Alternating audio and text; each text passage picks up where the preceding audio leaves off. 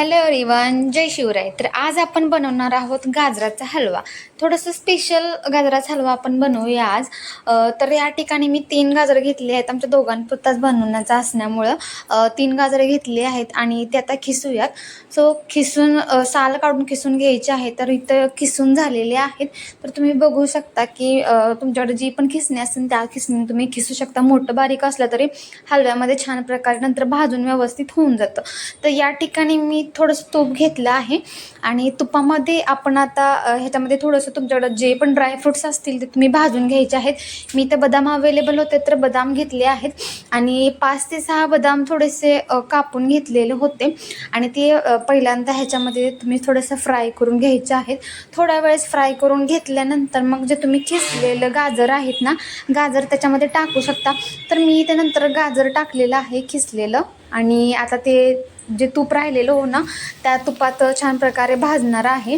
So इथं भाजून वगैरे छान प्रकारे घ्यायचं आहे. त्याचा थोडासा कलर चेंज होऊ लागतो. त्यातलं मॉइश्चर संपत आलं ना येईपर्यंत तुम्ही भाजायचं आहे. तर माझे ते भाजायची प्रक्रिया चालू आहे. सो ऑलमोस्ट थोडंफार भाजून झालेलं आहे. ड्रायनेस त्यातला जो ओलावा आहे तो संपलेला आहे. त्याच्यानंतर तुम्ही त्याच्यामध्ये दूध ॲड करायचं आहे.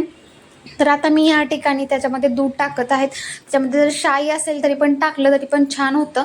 तर शाईवालं दूध माझ्याकडं होतं तर ते मी टाकलेलं आहे आणि जेवढं पण असेल तुमच्याकडे अवेलेबल त्यातलं थोडंफार तुम्ही टाकू शकता किंवा जास्त नसेल तर पाण्याचा पण वापर करू शकता. तर माझ्याकडं अवेलेबल होतं दूध त्याच्यामुळे मी भरपूर दूध टाकलेलं आहे.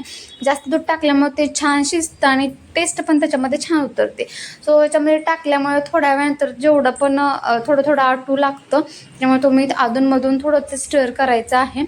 आता ह्याच्यामध्ये दूध आहे अजून भरपूर प्रमाणात. थोड्या टाईम नंतर आटल्यानंतर पूर्णपणे आटल्यानंतर त्यात साखर टाकली आहे मी. सो इथं 3 गाजर होतं त्याच्यानुसार मी 4 ते 4.5 चम्मच टाकले होते साखर. तर इथं साखर वगैरे टाकली आहे. तर पहिल्यांदा दुधात भाजून झाल्यानंतर आता तुम्ही जर वरून साखर टाकली, दूध त्याच्यानंतर संपल्यानंतर शिजून निघल्यानंतर तर अजून पाणी अजून ते साखर टाकल्यामुळे त्याचं पाणी तयार होतं आणि त्यात पण अजून ते शिजायला हेल्प होते.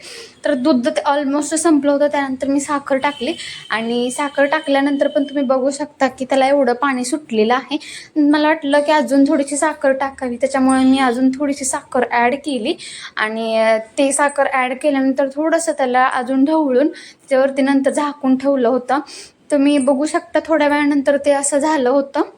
त्याला अजून भरपूर पाणी सुटलं होतं.